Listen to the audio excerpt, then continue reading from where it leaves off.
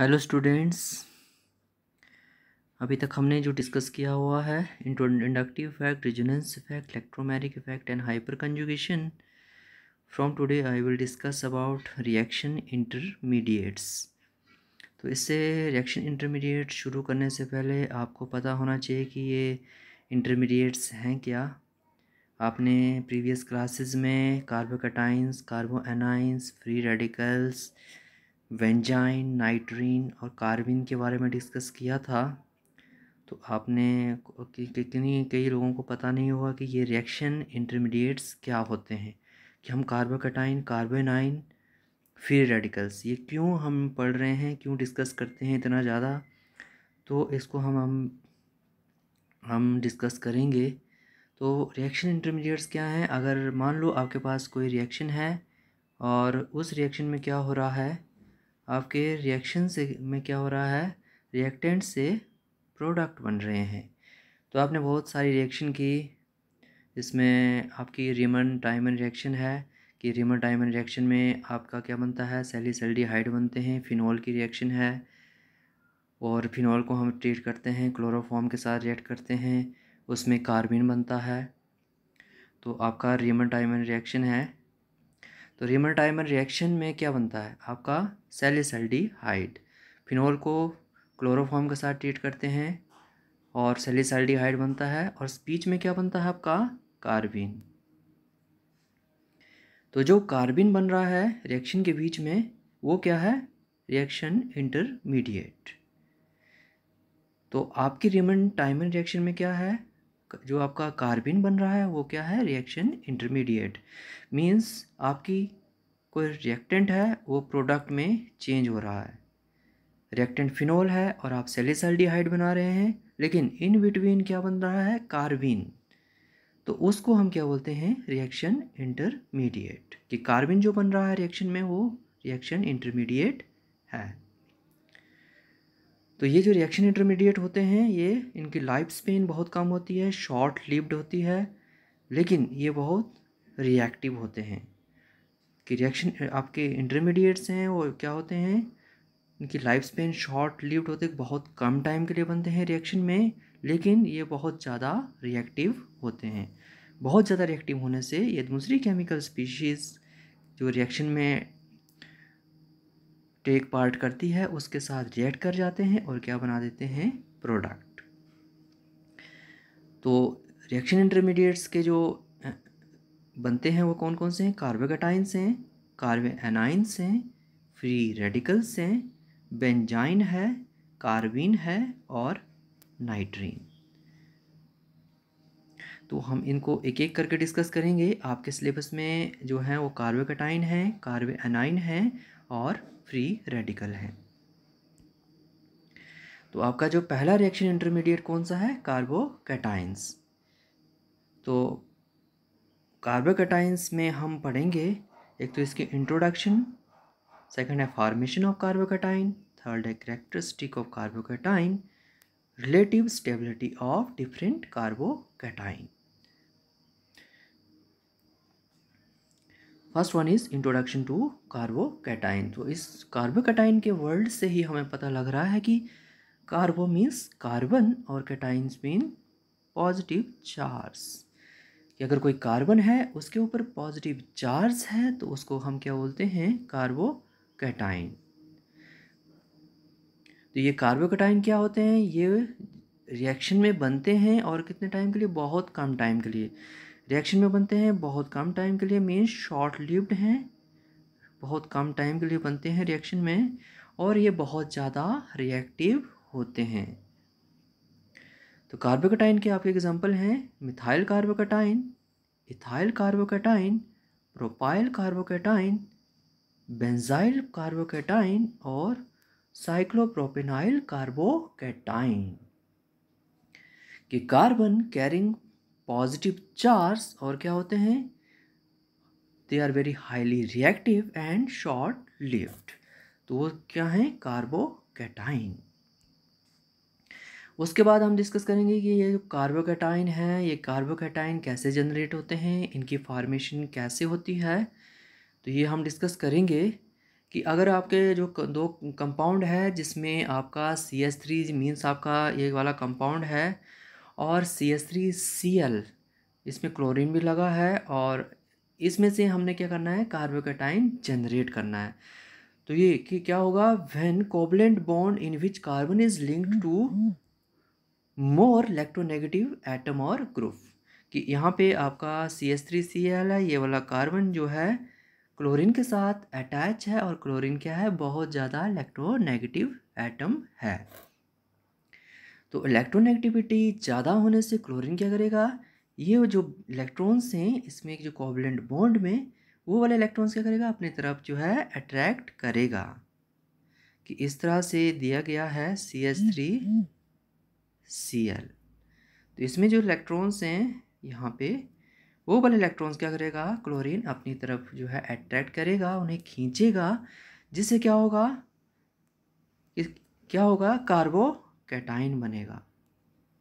क्योंकि यहाँ से इलेक्ट्रॉन्स जा रहे हैं और क्लोरीन जो है इलेक्ट्रॉन्स अपनी तरफ अट्रैक्ट कर रहा है, क्लोरीन पे क्या आ जाएगा, नेगेटिव चार्ज। तो ये किसके थ्रू हो रहा है, ये हो रहा है हेटेरोलिटिक बॉन्ड क्लीवेज। तो इस तरह का जो क्लीवेज होता है जिसमें कार्बन जो है हाईली इलेक्ट्रोनेगेटिव एटम के साथ अटैच होता है और हाईली इलेक्ट्रोनेगेटिव एटम जो इलेक्ट्रॉन्स अपनी तरफ अट्रैक्ट करता है, तो उस तरह की बॉन्ड क्लीवेज को हम क्या बोलते हैं, हेटेरोलिटिक बॉन्ड क्लीवेज। इस तरह से होती है, ये वाले इलेक्ट्रॉन्स यहाँ चले गए, R positive plus Cl negative. तो इस तरह की जो क्लीवेज होगी वो उसको हम बोलते हैं हेटेरोलिटिक बॉन्ड क्लीवेज। दूसरी एक होती है उसको बोलते हैं होमोलिटिक बॉन्ड क्लीवेज। तो किस में होती है, वो होती है जब हम क्या बनाते हैं, फ्री रेडिकल जनरेट करते हैं। जैसे दो इलेक्ट्रॉन्स हैं, एक इधर चला जाएगा एक इधर चला जाएगा, इक्वल डिस्ट्रीब्यूशन होगा, एक फ्री रेडिकल यहाँ पे आया एक फ्री रेडिकल इस पे आ गया। तो इस तरह की जो बॉन्ड क्लीवेज है उसको क्या बोलते हैं हम, होमोलिटिक बॉन्ड क्लीवेज। तो जो आपके कार्बोकैटाइन और आपके जो कार्बे एनाइंस हैं वो कैसे बनते हैं, bye heterolytic bond cleavage.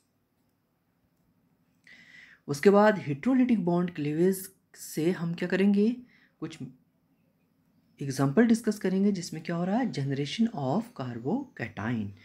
First है आयनाइजेशन ऑफ अल्काइल हैलाइड, कि अल्काइल हैलाइड से क्या बन रहा है, कार्बोकैटाइन। की कार्बोकैटाइन कैसे जनरेट होते हैं, तो जी अल्काइल हैलाइड है, अल्काइल हैलाइड में क्या है, आयोडीन है, आयोडीन और कार्बन की अपनी इलेक्ट्रॉन नेगेटिविटी देखनी है, तो आयोडीन जो है हाईली इलेक्ट्रोनेगेटिव है एज कम्पेयर टू कार्बन।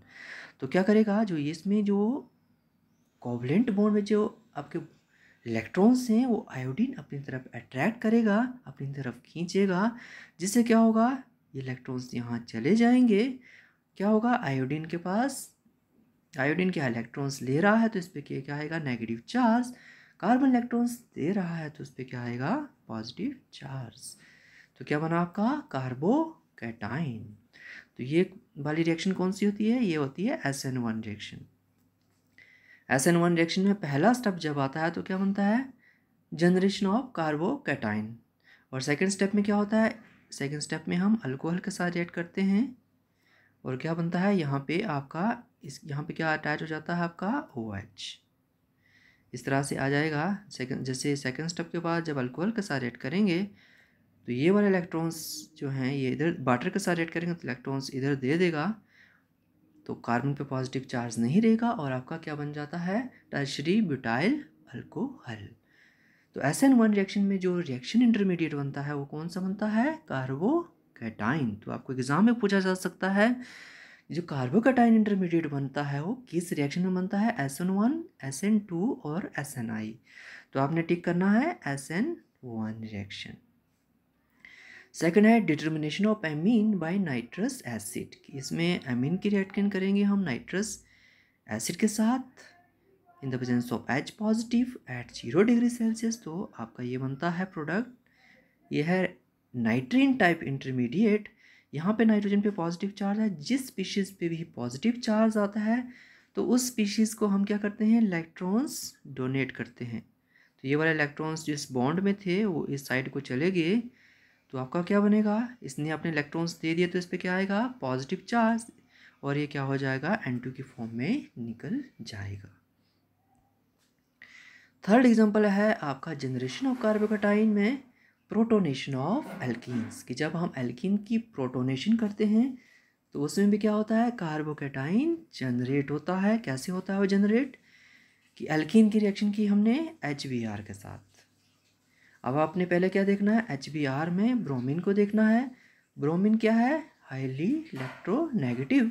तो क्या करेगा, ब्रोमीन ये वाले इलेक्ट्रॉन्स जो इस बॉन्ड के बीच में है वो इलेक्ट्रॉन्स अपनी तरफ अट्रैक्ट करेगा, जिससे क्या होगा, रिएक्शन में आपका H पॉजिटिव निकल जाएगा। H positive as electrophile behave करेगा। Electrophile means electron deficient. तो इलेक्ट्रोफाइल निकलेगा तो क्या होगा, एल्कीन क्या है, इलेक्ट्रॉन रिच है, तो ये वाले इलेक्ट्रॉन्स कहाँ चले जाएंगे, H पॉजिटिव के पास।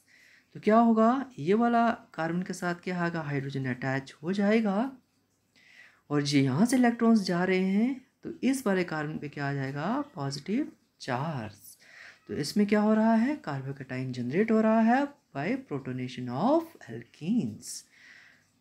उसके बाद है protonation of alcohols followed by dehydration, कि हम जो है प्रोटोनेशन, अल्कोहल की प्रोटोनेशन करेंगे। ये सेकंड स्टेप में जब हमने प्रोटोनेशन की तो ये वाला प्रोडक्ट बनेगा CH3CH2OH2 पॉजिटिव।